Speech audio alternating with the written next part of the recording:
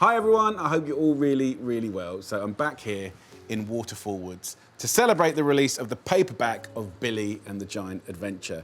Thank you for supporting the hardback last year, and now we're into paperback, so it's even better value to get hold of. My team have given me a handful of quotes from kids that enjoyed the book. This one is from Ruben, 10 years old in Northampton. My favourite part of the story was reading about the food that Billy was eating. So I just wanted to normalise how much kids love food. Also the adventure of food, the things you try, the things you're not sort of, had before. When you read the book, in the background all the time is just this love of food, dinner, sort of like gathering things. And I really wanted to get that across. So Ruben, I'm really glad that you liked it. So this one's from Holly B, 6 years old, from West Sussex.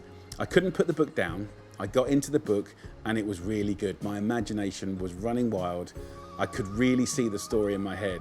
I'm really glad about that. What I wanted to try and do when I was writing it, I didn't write actually by typing or writing, I did it on a dictaphone.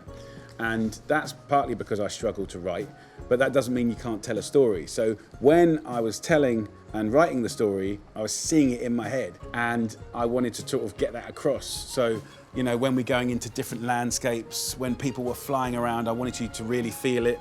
Billy and the Giant Adventure is a magical fairy tale, and it deals with environmental issues on how vital nature is and the importance of being compassionate towards children with learning difficulties. The illustrations were very detailed and they brought the story to life. That's from Chloe, 11 years old, from Surbiton. I'm really glad that you kind of picked up on that. We didn't want to make the stories worthy.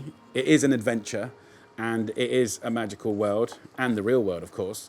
But there are stories about the environment and how the things that we do affect the environment. And in the book is a thing called the rhythm, which is like the beating heart of the woods. And everything has to do its bit.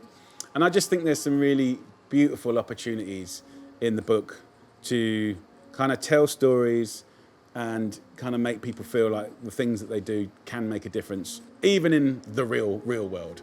So I'm glad you saw that. That's brilliant, thank you.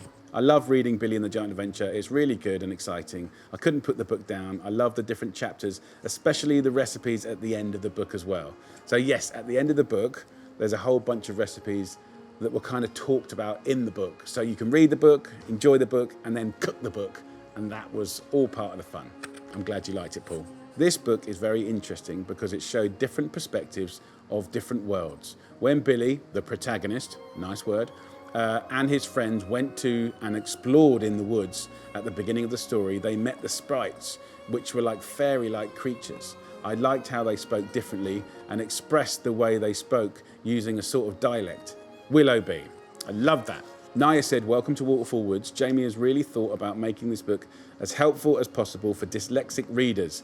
He's chosen a font that is really easy to read. Plus, he's started each chapter on the right-hand side to make the book easy to navigate. And that is actually true.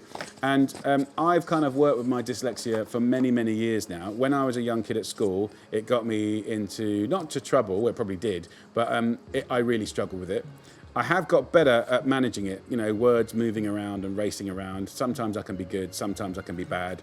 But still I have a funny relationship with words and letters and writing. But for me, using a font that was super clear was important, so we did that. And starting chapters always on the right is a tiny little detail, but it just kind of makes me feel like there's a bit of order to things and it's just not chaotic. And we did lots of things with pictures and illustrations to really help you feel like you were there. And also I worked really hard on the audiobook because I like the idea of kids putting the audiobook on and reading the book, especially if they struggle with reading like I did when I was a kid. And I want you to feel like you're there and not get bored. Thank you so much for these comments. It means the world to me. And look out in May for the second book. Yes, Billy and the Epic Escape. Enjoy.